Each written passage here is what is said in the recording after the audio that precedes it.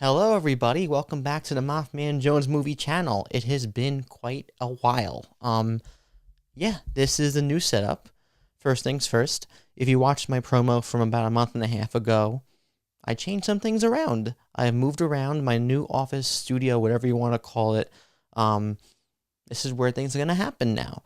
This is the one half of the setup. I have a nice, comfy black couch right next to me, which is where my guests are going to be. I'm trying to do a podcast of sorts. I'm still figuring that out. I've been looking for names and ideas for the past month leading up to this first video, and I have to be honest with myself and with you, I don't have it yet. I feel like the creative process will flow as I go, but right now, the tentative name for this podcast that I'm developing is going to be called It's a Great Day to Podcast. If I haven't said it already, the MaffmanJones name comes from Pac-Man Jones, which comes from something, a nickname of sorts that a coach gave me during practice from my 4 years of high school football.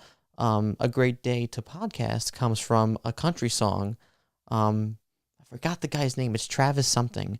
It's a song called It's a Great Day to Be Alive. We used to wake up to it at 5 o'clock in the morning every day during camp in the summer in Pennsylvania. So Great Day to Podcast would be something that me and 25, 30 other people would get.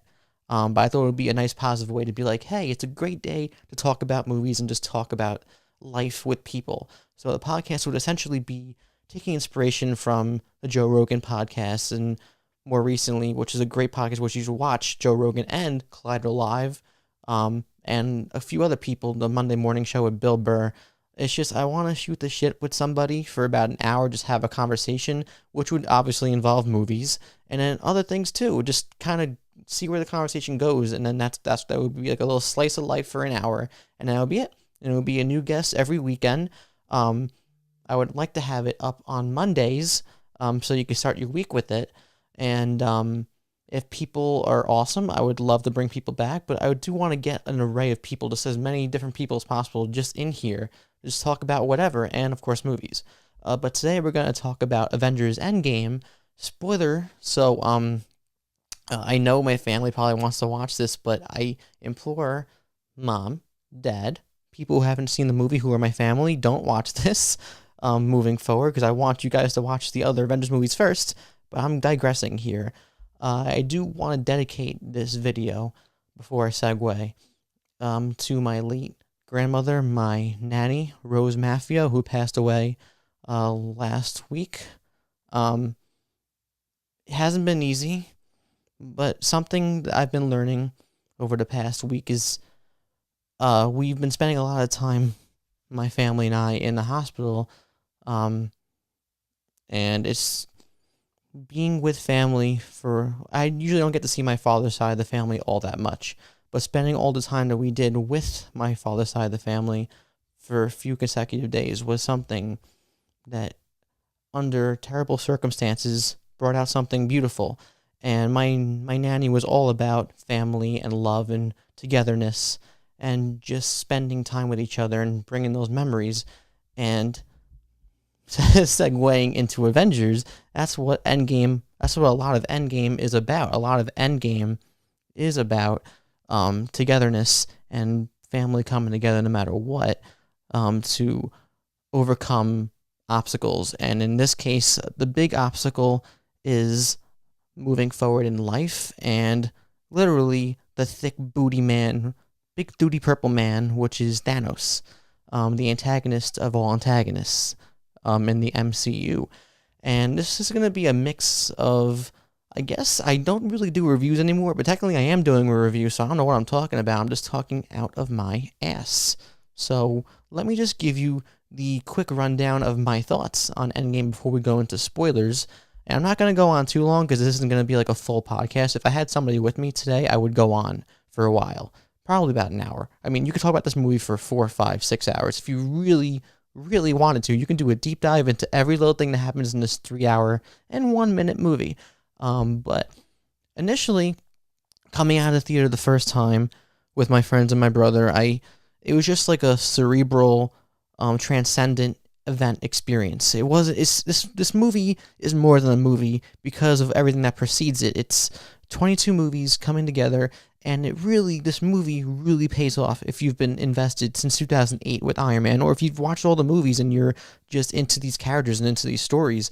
It all works. For all the flaws this movie may have in terms of, before we get into like the story aspect, like you can find flaws in the storytelling, but I think it succeeds very much so at concluding arcs and bringing these characters together and just concluding this story overall that has been culminating since 2008. A lot of people didn't really care about comics in Marvel before Iron Man, and you could say that for any Marvel or DC movie that has come out since 1978 with Christopher Reeve Superman. I think I got that year right, but Iron Man wasn't really that much of a popular character in the mainstream culture, if at all. And then Robert Downey Jr. just brought this energy, this life into the character. And then Marvel Studios with Kevin Feige, Jon Favreau, everybody they've slowly assembled, get it? They've slowly assembled into this family, this literal family of cast and crew. Just so many really well-regarded, well-revered actors and directors. And some of them had different flavors. I think Marvel has done a great job recently of just exploring new things. They used to be very close to the chest, I feel like, and playing it safe with their stories. But the thing that makes people come back is the characters. That's what Star Wars is like. I think people love these characters in Star Wars, and I think the same thing goes for the MCU. You got these great, incredible actors playing these very complex characters, and they bring that complexity to these characters because of the screenplays and the nuances in the acting and all that. But Endgame does a great job of bringing all that together. I think the 3 hours in both my times watching it goes by seamlessly. I cried a few times the first time. The second time I cried more. And I don't know if it was just because I was relating a lot of the events in the movie to my nanny at the time when she was in the hospital, or if it was just, it probably a mix of that and just the movie itself, just the way, because it's really well done. I was quivering and I was like, it was like legitimate ugly crying, and I rarely do that for movies. I am a sensitive little boy, but I rarely cry like that. And I was really, really crying. Towards the end, in the last hour, there's like 2 or 3 times where I'm just ugly crying. And you know the scenes. If you've seen the movie, you know the moments. You probably predict the moments too. But I think other people have different parts that resonate more with them. But there are like 6 or 7 moments / scenes where I did get very emotional. And I think this movie it's perfect for what it's doing in concluding this saga, this Infinity Saga of sorts. There are flaws in the movie, yes, but it is, as of now, my favorite Avengers movie. I had to watch it another time or two. I think Infinity War is the better film. I think Infinity War, it's a lot busier of a movie. It's a lot more of a roller coaster, but I think it's a better film overall. But Endgame is it's like the Return of the King of Marvel movies. People have said it all over the place, but it's true. It does a great job in 3 hours of seamlessly blending these characters together, and it does a really clever thing in calling back to the greatest hits of sorts of the MCU and just bringing that together. And I wouldn't put a rating on this. I would just say if you're into these movies and you're invested in this, you have to see this movie. I think even if you aren't invested in these movies, you should see it. It's pop culture, quality pop culture. And it's climbing up the charts fast on the box office results. And as of yesterday, it passed 2 billion in 11 days. It took 47 days for Avatar to do that. And yes, Avatar was one movie. It was an original IP, James Cameron. But you can't deny how special this is, whether you like Marvel comics or comics movies at all. Just the feat that they're doing here, it's unprecedented. And I mean, at this rate, if they're already at $2 billion, I'm pretty sure they're going to beat Avatar. And I mean, having Avengers Endgame be the #1 movie in the entire world, box office-wise, yeah, I can live in a world like that. I can live in a world where Disney is just our corporate overlords. Until they actually start doing bad things, which could happen in the future, but as of right now, we all love Disney. Okay, enough with the awkward pauses. Now it's time for spoilers, so we're about 10 minutes in. So if you haven't seen Avengers Endgame, I say get the F out and see the movie. Or do what you got to do. If you haven't seen the movies, I would say, me personally, I would say, I don't know. I know people are going into this movie not watching anything. It's like when Harry Potter Deathly Hallows Part 2 came out, people saw people saw that movie without seeing any of the preceding Harry Potter movies, and they're like, it wasn't that good. Well, yeah, because you didn't see it's like not reading an entire book and skipping to the final chapter. Why would you do that? But I would say if you want to just have a recollection of the story before going in, watch the first Avengers, watch Civil War, watch Infinity War, and then watch like the first. If you have to go further, then watch the first movies of all the main characters, and then you're good. But yeah, let's get into the spoilers for Avengers Endgame. About 10, 11 minutes in. Gonna go on this for another 10 minutes or so, and then we'll call it a day. Maybe I'll make another video about it in the future if somebody wants to tag along. Anybody who's watching this who wants to collab, hit me up. But yeah, it really, this movie takes a big surprise in the first 20, 25 minutes. It's very somber. The first scene we see is Hawkeye's family dusting away, that's tough. Yeah, but then I just love how you have this really somber, dark, ominous scene, and it goes right into the Marvel logo with the music, with the 70s music. I'm not sure what song that was, but it set the tone for, yeah, you're about to be emotionally whiplashed. In the first 15 minutes of the movie, Thanos is murdered, straight up. Thor just slices his head off, decapitates him. But I like that, because it brings surprise. You don't know what the rest of the movie is going to have in store for you, because you're like, oh, Thanos is dead. The whole reason why they came together and went to space and found him, they accomplished that, and the movie's only 15 minutes in. What are they going to do from here? We can go into Thor's story arc, too, this whole movie, how he's Fat Thor, as everybody calls him, because he's basically the Big Lebowski Thor. And yeah, he has funny jokes, and yeah, it's funny, but there are a lot of little things going on in Chris Hemsworth's performance as Thor here. I think his arc throughout this entire thing has been incredible, really. The trajectory here has been something unprecedented for me, in my opinion, as an actor. Robert Downey, Chris Evans, and Chris Hemsworth all do great things from when they started this thing to when they're ending this thing. But apparently, I guess Chris is the only one who's going to keep doing these movies, because unless you want to bring back a frail old Captain America, Chris Evans, and Iron Man's obviously gone.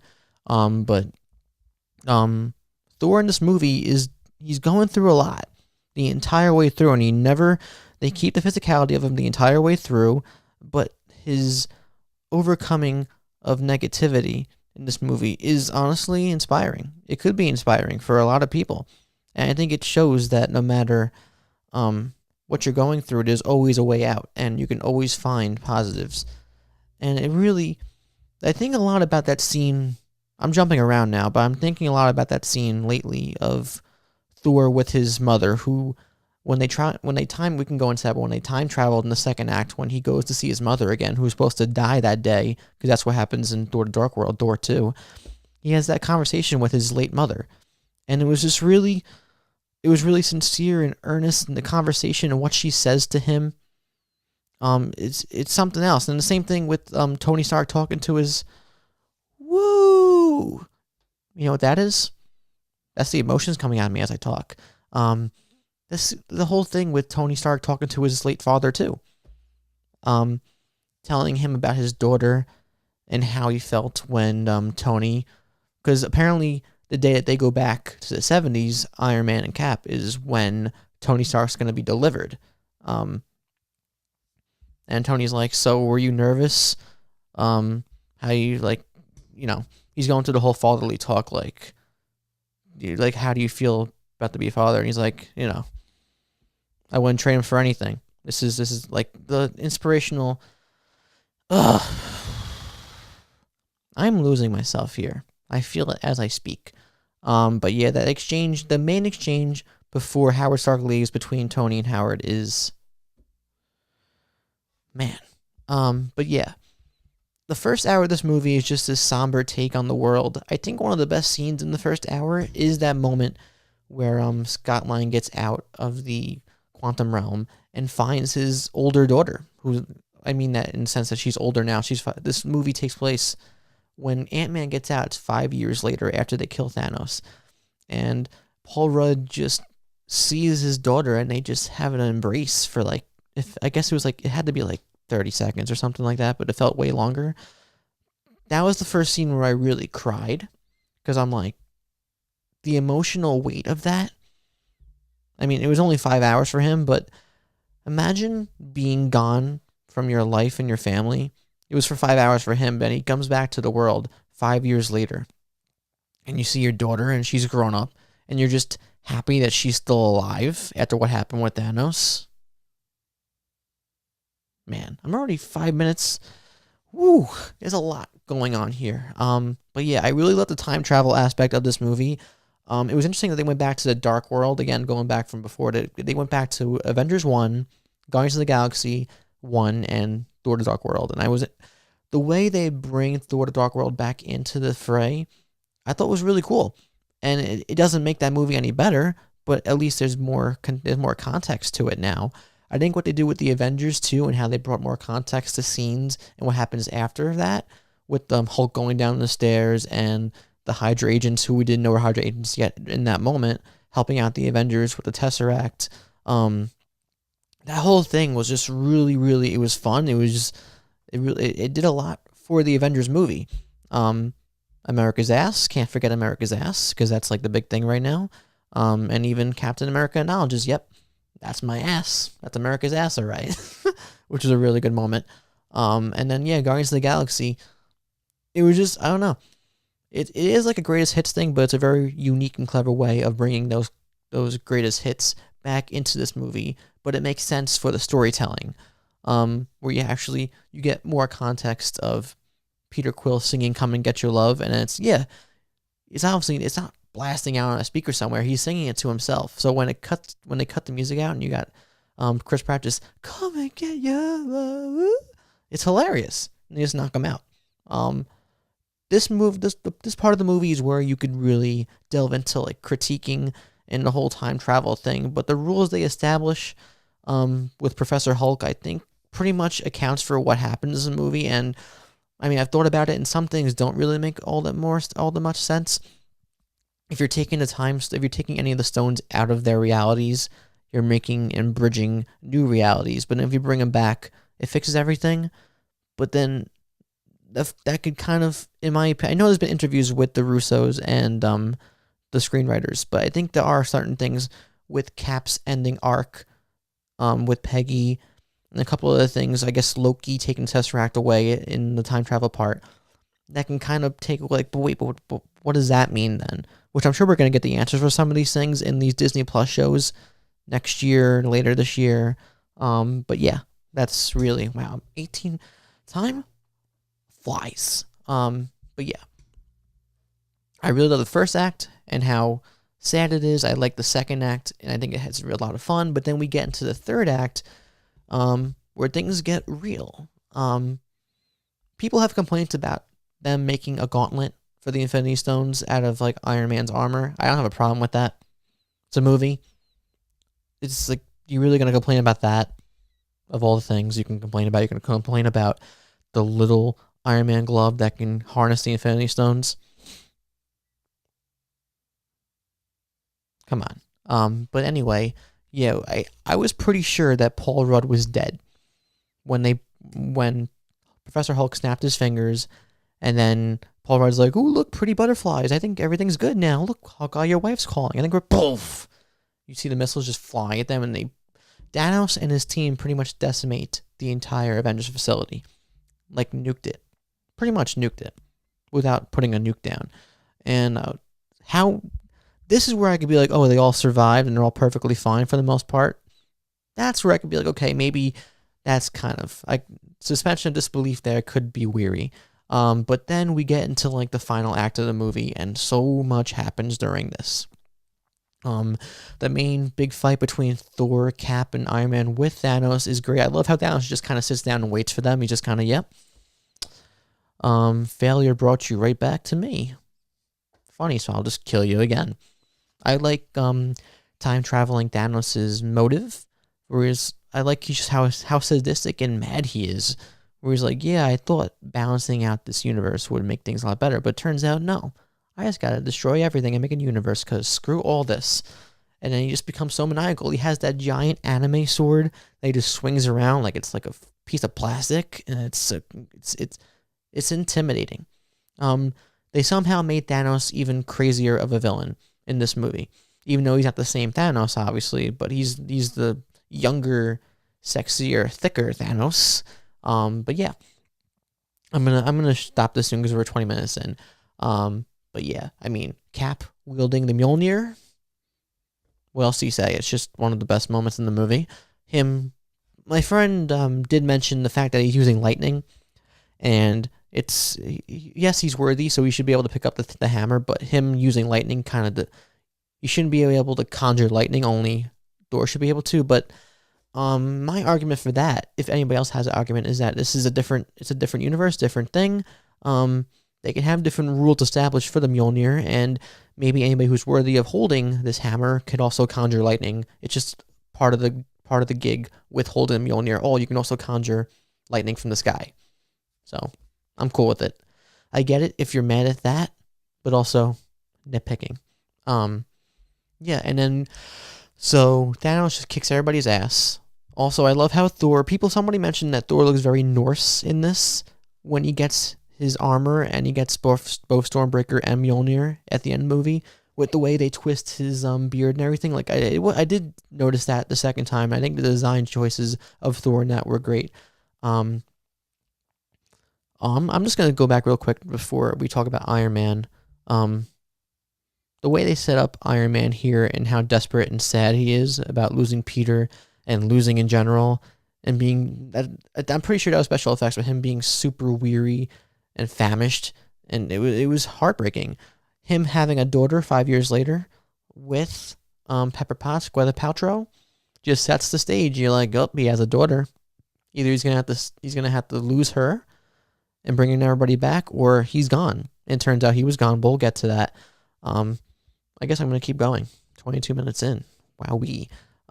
If you have time for this, I would just go grab popcorn or something, because I guess I have a little bit more to go. There's so much to talk about. We can go on all day about this. I should have probably invited somebody over to talk about this with. Mistakes. But it's okay. We're going to keep going. Next time I will have a guest. But yeah. So the big moment happens.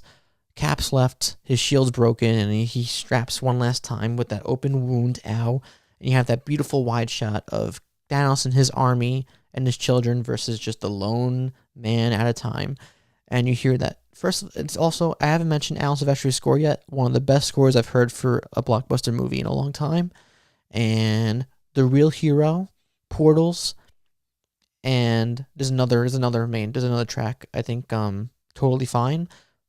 Love those tracks. So anyway, yeah, then you get the On Your Left, Cap. And then you see all the portals open. And you have that grandiose moment where everybody just comes out. And in the theater, both times I saw it so far, chills. Absolute chills. It's a great moment. You knew it was going to happen. You knew they weren't going to stay on. But it was still so satisfying seeing all of them come back. Seeing Peter Parker got some of the most applause from me both times we saw the movie. But then you have that moment where you have all these characters together. And then Captain America finally says the thing. He says it. Avengers, assemble. And it just happens. The war breaks out. And if anybody who had a problem with the Battle of Wakanda in the last movie, because it might have been a little underwhelming for some people, which I can understand that. I love it, but some people are like, they made it out like it's like this big battle, but it really didn't feel that way. This one does. You feel the stakes and the epicness of this. And then, yeah, just a lot of stuff happens. A lot of characters pretty much every character you could think of has a moment to do something. Some people complained about the A-Force is the female Avengers. And that part where you have all the female characters coming together to kick Thanos' ass. I loved it. But I can also get why you don't like it if you think it's pandering. I don't think it's pandering. It's just, this is, the Russos, I feel like they made a movie like this is the last Marvel movie ever made. and they just wanted to put every single possible thing they could in this movie. So why wouldn't you do that? Why wouldn't you get all your female characters together, all these empowering women together to do some awesome things? Why wouldn't you? That's just me though. I look at the positive side of things all the time, and if you're politically enraged by seeing female characters, well, I have nothing to say to you. You should probably change your priorities. I don't mean that, but I think if you're getting petty and mad because all the female characters had moments, I don't know why would you waste your energy there. This is much more. First of all, this is just a movie. First of all, there's a lot more important things happening in the world right now. So if you're putting all your energy into hating that, I don't have a word or the words for you. But yeah, then we get Thanos is just so smart when he's just fighting everybody, and that part where he takes the Power Stone out and puts it in his hand to knock out Captain Marvel. It's pretty smart. And then you have that moment where Thanos goes, "I am inevitable." What? Wait, doobly doobly blue. Then you cut to Tony Stark, and he goes, "Well, call back to the first movie. I am Colonel Sanders. No, Iron Man." He snaps his fingers. He snaps away all the bad guys, and Thanos just kind of sits down and goes, "I done messed up," and fades away. And it reminded me of Harry Potter very much so when Voldemort slithers away. It had the same type of energy, in my opinion, but it was still memorable regardless. Then you have the death scene of Tony Stark, and the actual death scene makes me cry. No, I can't tell what makes me cry more, the funeral scene or Tony Stark dying. Because you have Rhodey, and Rhodey's like, yeah, Rhodey's his best friend, but then Peter comes in and starts crying, and you're like, no, Tom Holland, no, because now I'm going to cry. And then Pepper comes. I noticed this the second time when Tony and Pepper were having a conversation about the time travel, and she's like when he's talking about, I could put a pin on this, and she's like, but can you rest? So then she says to him, you could rest now. We'll be okay. Ooh, I need a minute. No, I'm good. I'm fine. I'm just totally fine. When she says you could rest now, we'll be okay, I just lose it. Both times, I just lose it. And then he's gone.